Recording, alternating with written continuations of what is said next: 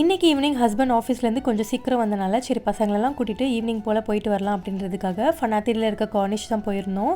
So கொஞ்ச நேரம் அவங்கள விளையாட வச்சுட்டு வந்துடலாம் அப்படின்றதுக்காக. இப்போல்லாம் வந்து வின்டர் ஸ்டார்ட் ஆனதுலேருந்து டைமிங்கே மாறிடுது, சீக்கிரமாகவே இருட்டிடுது. அதுவும் இல்லாமல் 8 o'clock மேலே பயங்கரமாக கூலிங் ஸ்டார்ட் ஆயிடுது.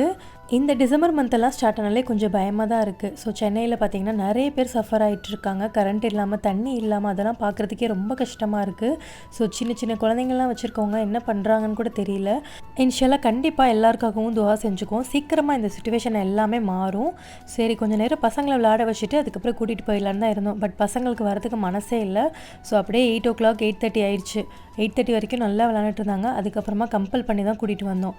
அப்படியே எல்லோரும் காஃபி குடிச்சிட்டு அங்கேருந்து கிளம்பிட்டோம். ஸோ நாளைக்கான வீடியோவில் பார்க்கலாம். அது வரைக்கும் பாய்.